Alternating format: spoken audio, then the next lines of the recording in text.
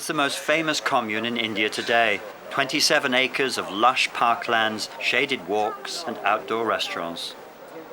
More than 85,000 people a year come here to learn about the teachings of the late Bhagwan Sri Rajneesh, or Osho as he's now known, the most controversial of all the Indian mystics since the 60s, labelled by some the sex guru. Well, this place is all about getting in touch with your feelings. But I knew absolutely nothing about this place when I came here. The 2 days before I came, a friend called me up and said, oh my God, it's all about free sex, that's all it is, blah, blah, blah. And let me tell you, not one man has approached me here. I mean, men don't approach me anywhere in the world, actually. No, I swear, I'm not approachable, though I know that. So, and I'm thrilled. I'm absolutely thrilled that that side is not true. I mean, it's not relevant, it's not important, it doesn't seem, I mean, of course people are having fun, I hope they are, I hope people are having a wonderful time, but it's not the goal, it's not the aim of this place at all, it's not, the free love and all that, it's not, it's all about meditation. Yeah, but you just don't wake up one morning and say, I've got to go and meditate, my ego's too big. Or... Well, you do. I mean, I think it's a thing that grew inside me. I mean, I think that I've always been a sort of slightly, don't want to call myself spiritual. That sounds like I might be enlightened, which is the last thing I know I am. But I was a very sensitive child, and I'm a very sensitive person, I think, and sometimes things can just get too much for you. And you just want to change certain aspects of your life. His followers call him the most dangerous man since Jesus Christ, never born, never died. But his spirit lives on, enshrined in the marble and crystal glitter dome of his home. Anando is one of the keepers of the flame. I suppose it's difficult, if you look at it from the outside, to imagine a man of great spirituality luxuriating in a marble bath and having all this opulence. I mean, it's always been one of the kind of criticisms, hasn't it? I know, but it's also been one of the things, like from traditional religion, that one has to be, it's this whole thing that religion is imposed on us, is that we have to deny ourselves. And that's been one of his big things, is to break that whole thing, that whole conditioning of you have to suffer and be miserable. Miserable? During the early 80s, when he led his followers to a commune in Oregon, he had 93 Rolls Royces. He was actually leaning on his Rolls Royce at the time, and he said, I think there was a reporter there, and he said, I'm a man of simple taste. I just like the best of everything. This really is a very wealthy commune. Copies of his books have sold more than 15 million worldwide. Even though he's no longer in his body, Osho is widely regarded as being one of India's most original thinkers. He certainly inspired Amrito, a British doctor and one of the commune's leading lights. It was his birthday, and everybody lined up to walk past Osho, who's sitting in his chair, and everyone's walking past. Some people namaste, some people just smile and nod, some people would prostrate themselves. And here I am, as you say, a GP from Lewisham in the queue walking past. And for me, it was suddenly the most natural thing in the world to bow down and kiss this man's foot.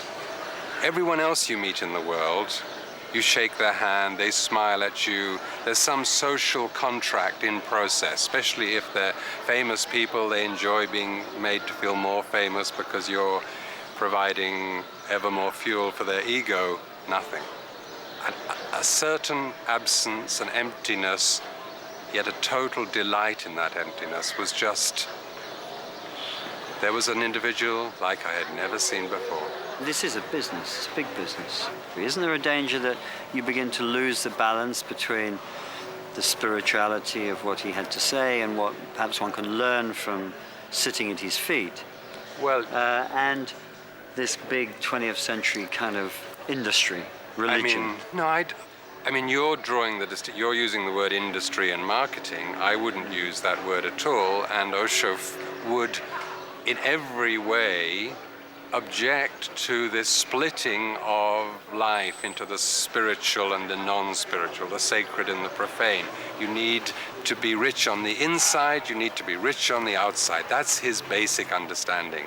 He does not support the idea that you're rich on the inside but live in poverty and walk around with a loincloth. He does not support the idea that you're rich on the outside and totally ignore the inside. He wants both for everybody.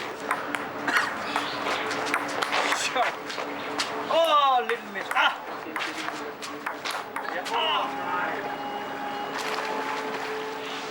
I do feel good in this place, but there again it's hard not to. They call it Club Med, meditation.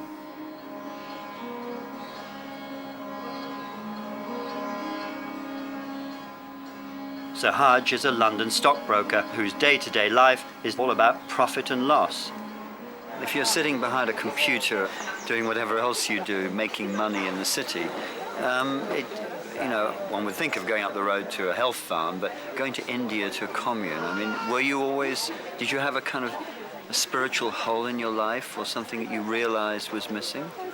Last year I had various problems with my own personal life, and I started meditating anyway by myself in a normal way. And I then met up with some people in London from the Osho Commune, and I got to meditating with them and got to like it and found it was doing me a great deal of good. Did you ever imagine yourself wandering around in a maroon robe? No, not at all. I mean, I'm being very obvious about this, but is that whole sort of, I can see you in your city suit. Well, after all, the city suit is some form of uniform. I was in the army for 10 years. It's a form of uniform. So, in a way, it's not strange, but I never imagined this particular type of uniform. Yeah. What about your friends and family? I mean, how do they regard this? Do they regard this as a sudden burst of eccentricity or something? Or old age creeping I think a lot of my friends in the city do. I mean, they all said, "What are you doing for Christmas?" And I said, "I'm going to India." And they say, "You're going to stay with some Maharaja or something." And I said, "No, I'm going to Pune to meditate."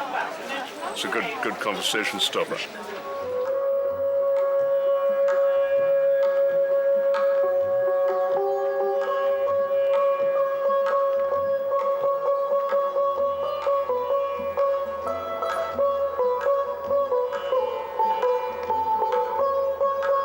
It's the nightly ritual, much white robe dancing in praise of Osho and meditating within the Buddha Hall.